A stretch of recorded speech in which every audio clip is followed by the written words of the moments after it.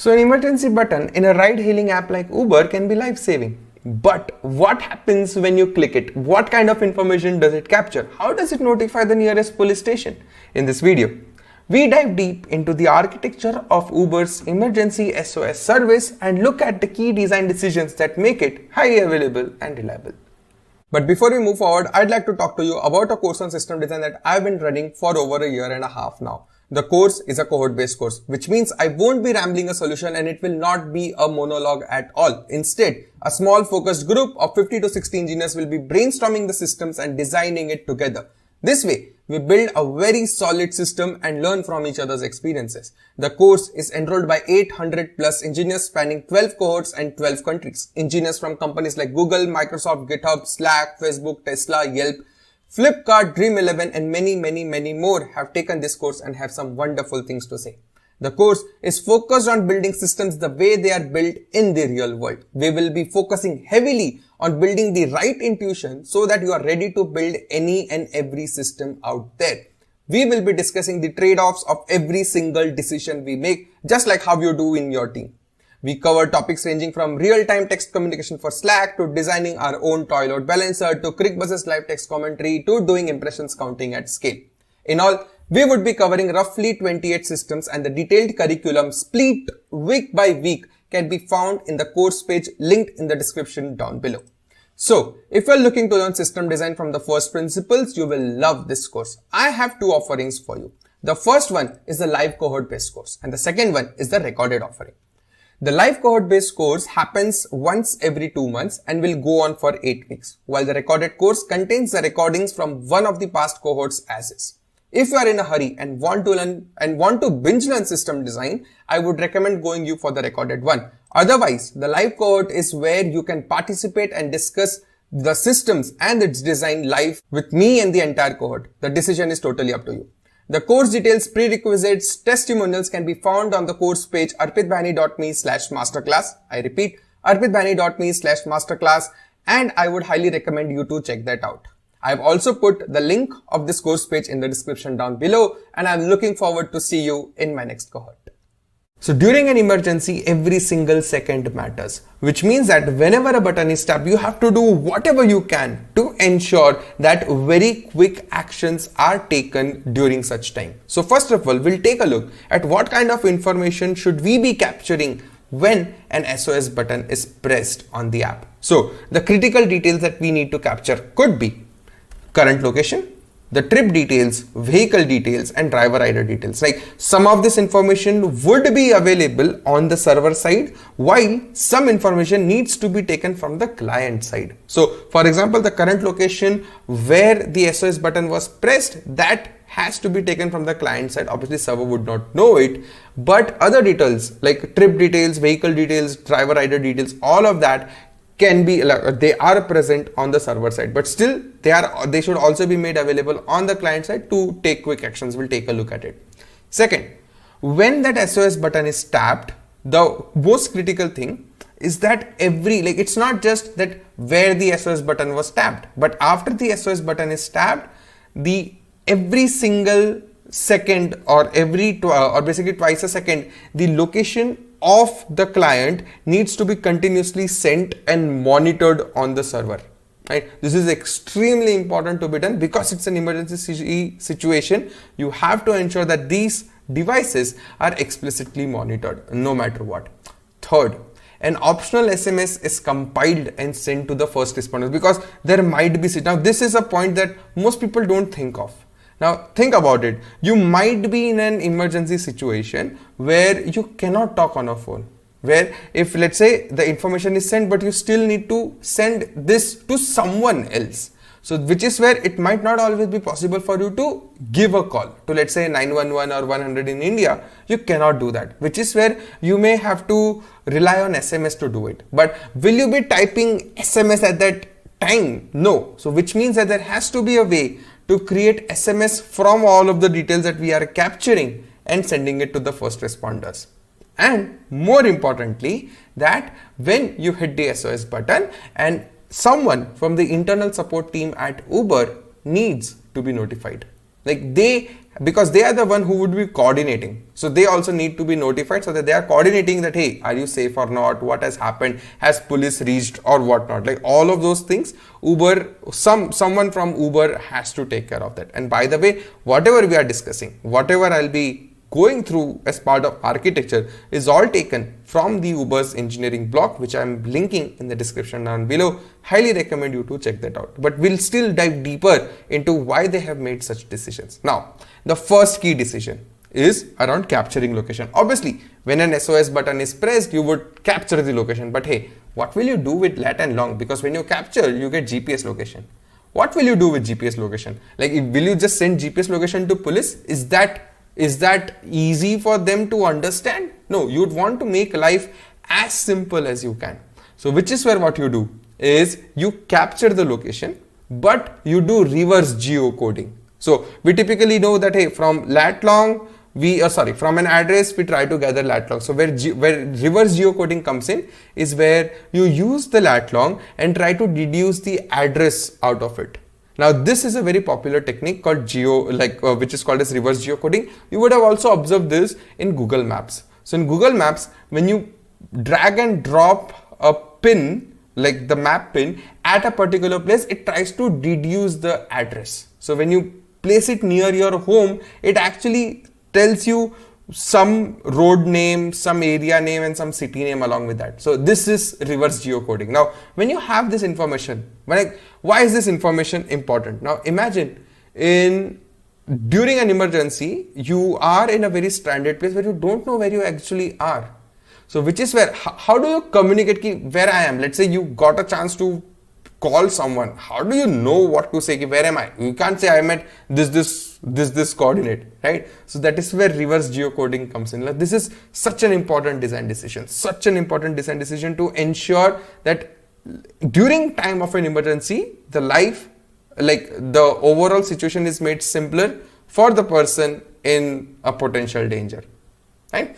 Okay, so now here, which is where the reverse geocoded address, right, is sent to local police authority. It can be used to send SMS to your emergency contacts and whatnot, right? So this is an important component which would be part of the location microservices, right? And now, while this is happening, we also know that when SOS button is pressed, the location needs to be continuously sent to their backend server so that Uber's internal staff or some of their services can keep an eye on it. Now, when this information is sent, you just don't need to send lat long. Along with that, because it's an emergency, you would be sending reverse geocoded information and storing it, by the way. Now, this way, it's easy for them to coordinate with other people because they don't know lat long. They know in this area, this street, this lane is having the problem, right? So this is one of the most critical decisions, very counterintuitive, but very important design decisions that you have to take while you are designing this particular service, right? Second, obviously, when someone presses it, now you have to notify police, the local police authority. How do you do it? Now, obviously, it's not a good idea that everything has to be done by Uber. So, which is where they use something called as Rapid SOS. Now, Rapid SOS is a B2B company that offers SOS services, which means that they expose endpoints on which you send some data in some particular format, and they send or they forward this data to the nearest local police authority.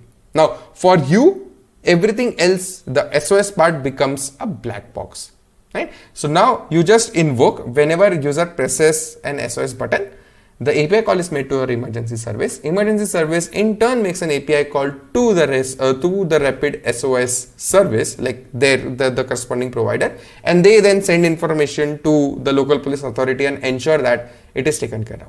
Now the next part that comes in is about, hey, you did notify them, but is that it? Would you want to notify someone else? Which is where you would configure other notification channels. Now, these notification channels are not like normal SMS, email and all, but these are channels on which emergency needs to be communicated. So, not only notifying the local police authority, we should also be notifying someone from the internal support or your emergency contact numbers. So now when you do that, which means that there has to be a way for you to quickly send an SMS to the emergency contact, which means that you have to have a way through which you can quickly compile the SMS. So that is an important design decision that you have to ensure that you are taking, right? So this way you would want to make life simple for your end user, which is where your reverse geocoding comes into action, right?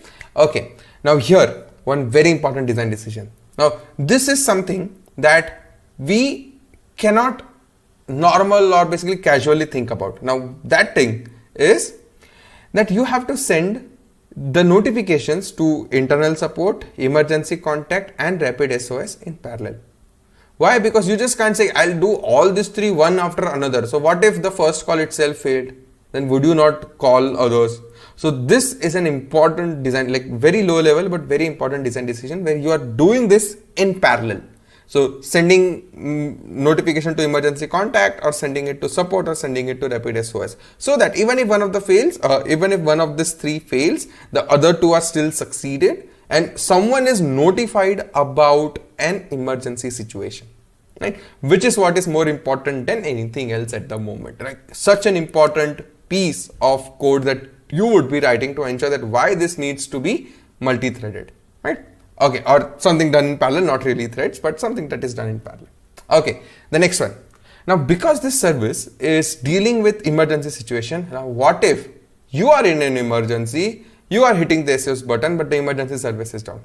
You cannot let that happen. So the uptime of this service is extremely important. No matter what, this service has to be up 24/7.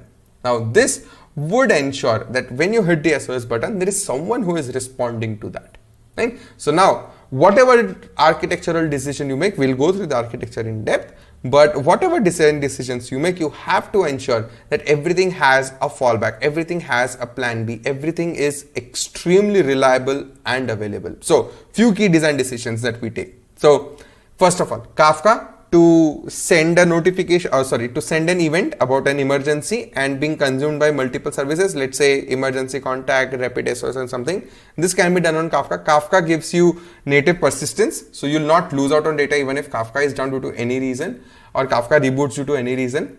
And it guarantees at least once delivery. So which means that at least once the message would be delivered to the corresponding consumer. This means that it might be possible for the same event, two messages, like 2 times the same event is sent to a consumer, but that is fine because it's an emergency situation. You cannot have a case where message is not at all delivered, right? So that is guarantee that is given to us by Kafka. Second, what if Kafka itself is down? Then so what would you do, right? Which is where what you have to ensure over here is you can't just say, hey, Kafka is down, I can't do much.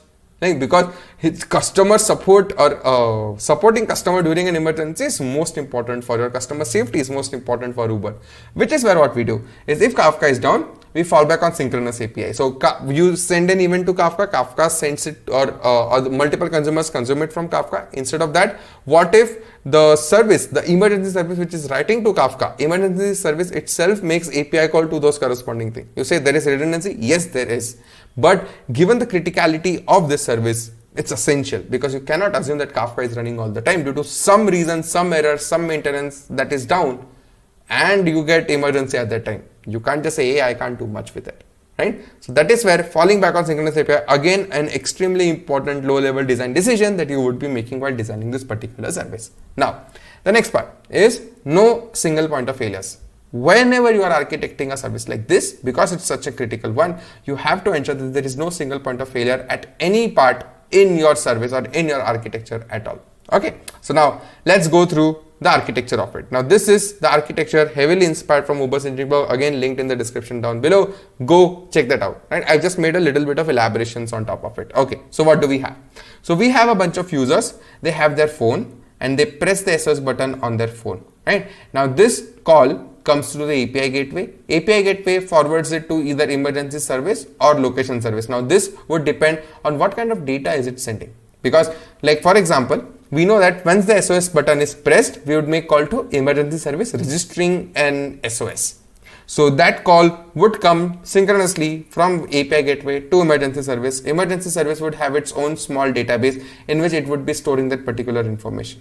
Now this database would can be used by your internal support team to see where you are, what you are doing, what's the emergency and the details around it. They might use it, your Uber's support system can use it.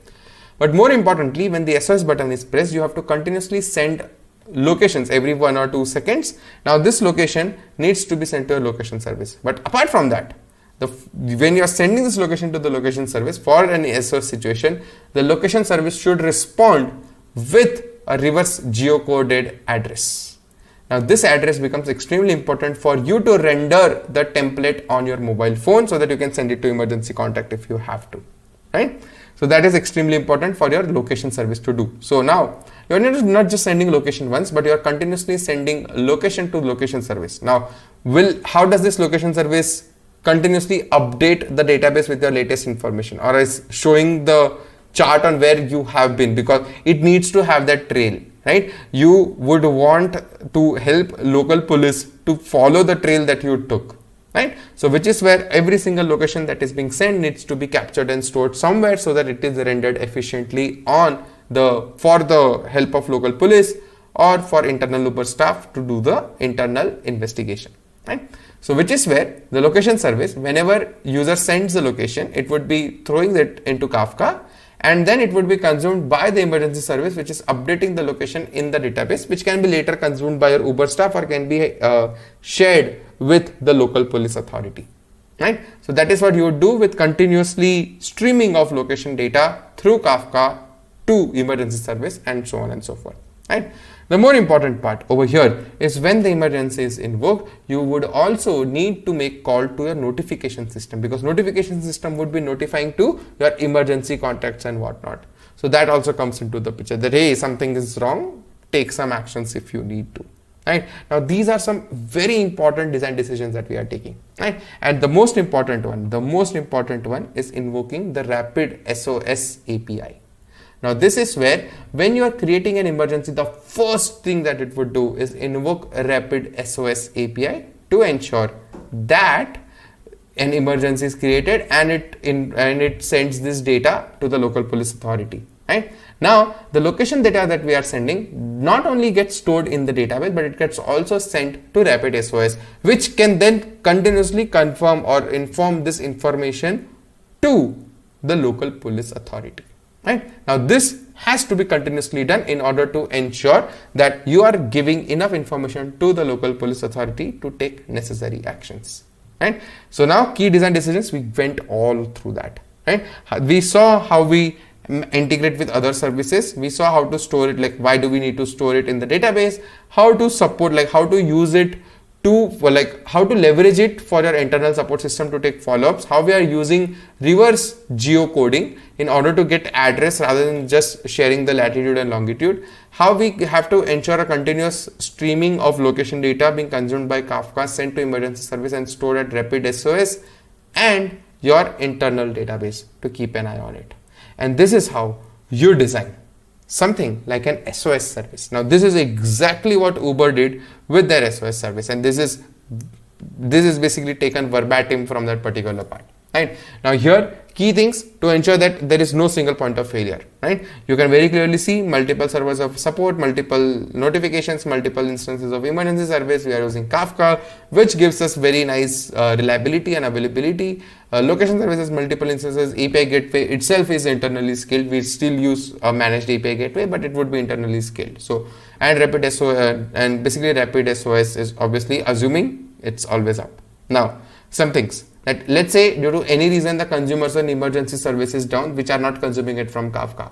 Because Kafka provides persistence, the data would not be lost. When it comes back up, it would be again start consuming the data over here and taking the necessary actions, right? And none of the other things are broken.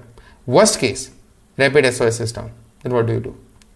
If Rapid SOS is down, we can't do much about it, right? So that is where, but obviously Uber might be having something, they're not specified it in their blog, but they might be having something that the Uber internal support staff can directly communicate with few of their or can himself or herself dial 911 or 100 to inform that to inform the local police authority about that part, because Uber internal support at least would have all of that information, which is because why?